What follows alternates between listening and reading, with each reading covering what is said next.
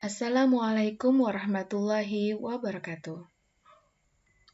Anak-anak, materi IPA kita kali ini adalah perkembangbiakan generatif pada tumbuhan.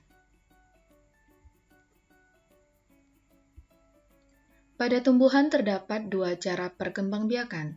Yang pertama generatif, yang kedua vegetatif. Perkembangbiakan secara generatif ditandai dengan adanya biji. Contohnya pada pohon mangga, padi, kedelai, jagung, jambu, rambutan, dan lain sebagainya. Perkembangbiakan secara vegetatif dapat dilakukan secara alami ataupun buatan. Perkembangbiakan generatif pada tumbuhan adalah terjadinya tumbuhan baru yang didahului dengan penyerbukan. Penyerbukan merupakan peristiwa jatuhnya serbuk sari yang mengandung sel kelamin jantan ke kepala putik yang mengandung sel kelamin betina.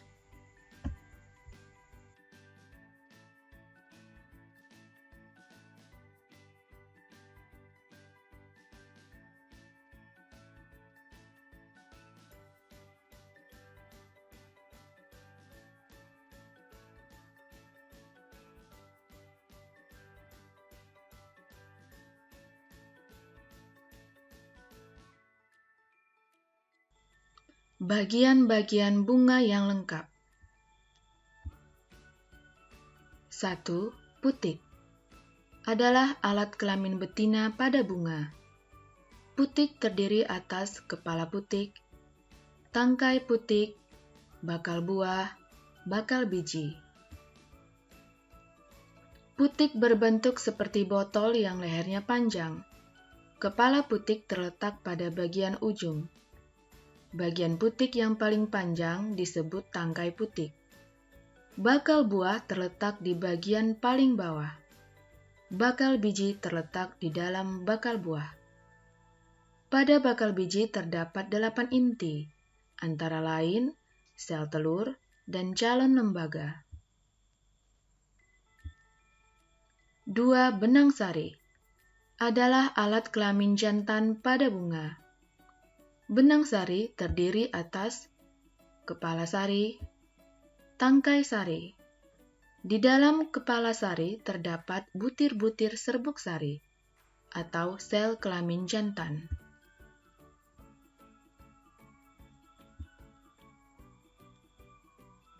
3. Tangkai bunga adalah bagian yang menghubungkan bunga dengan batang tumbuhan. Bagian ujung tangkai bunga membesar membentuk dasar bunga. Dasar bunga berfungsi sebagai tempat melekatnya mahkota bunga.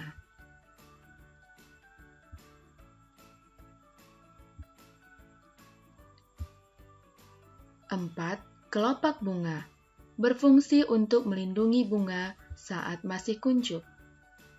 Kelopak bunga akan terbuka saat mekar. Setelah mekar, letak kelopak bunga berada di bagian luar mahkota bunga, sebelah bawah. 5. Mahkota bunga adalah bagian bunga yang paling indah dengan warna yang paling menarik. Fungsi mahkota bunga adalah melindungi putik dan benang sari ketika kuncup. 6. Biji. Biji termasuk alat perkembangbiakan tumbuhan secara generatif. Hanya tumbuhan berbiji yang memiliki biji. Berdasarkan jumlah keping bijinya, tumbuhan berbiji dikelompokkan menjadi 2, yaitu tumbuhan monokotil atau berkeping 1 dan tumbuhan dikotil atau berkeping 2. Biji terbentuk dari hasil pembuahan.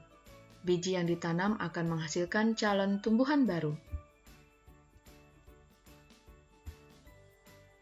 Biji terdiri atas bagian-bagian berikut. 1. Kulit biji. Kulit biji adalah bagian biji yang paling luar, berfungsi sebagai pelindung dari kondisi lingkungan yang buruk. 2. Keping biji. Merupakan tempat menyimpan makanan dan melindungi lembaga. Letaknya di dalam kulit biji. 3. Lembaga. Adalah calon tumbuhan baru. Letaknya berada di dalam biji. Terdiri atas bakal akar, bakal batang, dan bakal daun. 4. Daging biji. Adalah cadangan makanan bagi lembaga. Selama akar tumbuhan baru belum tumbuh, daging biji ini akan digunakan sebagai cadangan makanan.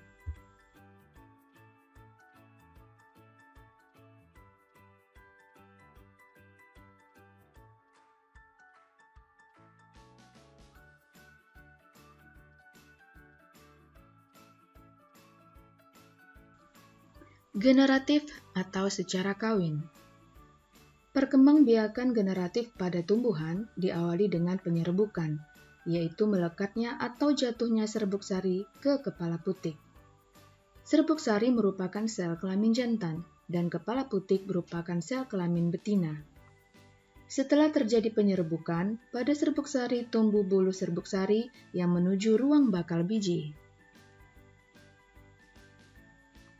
Kemudian sel kelamin jantan atau spermatozoid masuk ke ruang bakal biji melalui bulu serbuk sari.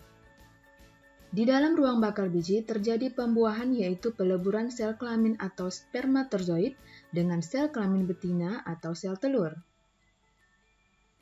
Hasil dari pembuahan adalah zigot.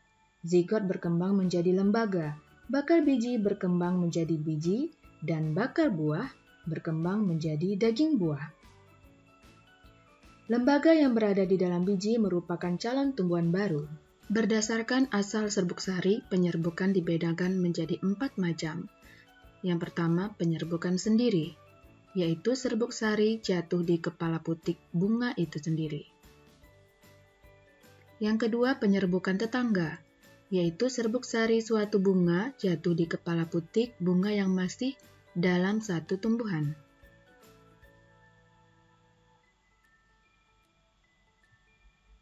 Yang ketiga, penyerbukan silang. Serbuk sari suatu bunga jatuh di kepala putik bunga pada tanaman yang berbeda, tetapi masih satu jenis. Keempat, penyerbukan bastar.